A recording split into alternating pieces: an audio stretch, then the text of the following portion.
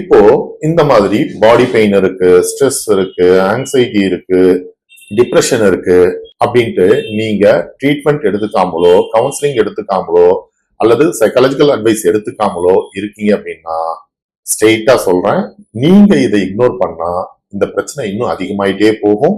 நீங்க சரியான ஆக்ஷன் எடுத்து கவுன்சிலிங் தெரப்பி எடுத்துக்கிட்டீங்கன்னா இது நல்லாவே கண்ட்ரோலுக்கு வரும்.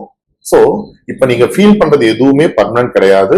சரியான சொல்யூஷன் சரியான டைம்ல சரியான பர்சன் கிட்ட நீங்க எடுத்துக்கிறீங்க அப்படின்னா நீங்க இந்த பிரச்சனை இருந்து வெளிவந்து சந்தோஷமா வாழ முடியும்ன்றத நீங்க நம்பணும். முக்கியமா நீங்க சொல்லிக்க வேண்டியது என்ன அப்படின்னா, நான் வீக்கான பர்சன் கிடையாது, எனக்கு ஓவர் திங்கிங் இருக்கு, எனக்கு சில கவலைகள் இருக்கு, அதை அன்லோட் பண்ண எனக்கு வழி இருக்கு, அந்த வழி என்னன்றத நான் கரெக்டா கண்டுபிடிச்சேன் அப்படின்னா என்னால இந்த பிரச்சனை வந்து வெளிவர முடியும் அப்படின்ட்டு உங்களை நீங்களே செல்ஃப் மோட்டிவேட் பண்ணிக்கோங்க. ஸ்மார்ட்டான ஒரு டிசிஷன் எடுங்க. ரொம்ப சிம்பிளா சொல்ல போனா நீங்க இன்னையில இருந்தே ஒரு சின்ன சின்ன ஸ்டெப்ஸ் எடுக்கிறீங்க அப்படின்னா இந்த fibromyalgia, anxiety related body pain, unknown body pain பிரச்சனையில இருந்து ஈஸியா வெளிவர முடியும்.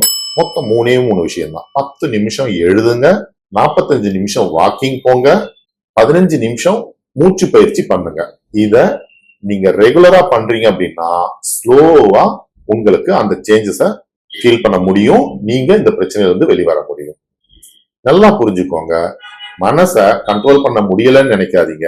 சரியான வழி தெரிஞ்சா நீங்க தான் ராஜா. உங்களால எல்லா பிரச்சனைகளும் ஹேண்டில் பண்ண முடியும். உங்க கையில தான் எல்லாமே இருக்கு அப்படின்றத நீங்க தெளிவா புரிஞ்சுக்குவீங்க. உங்க பிரச்சனையில இருந்து தெளிவா வெளியே வருவீங்க.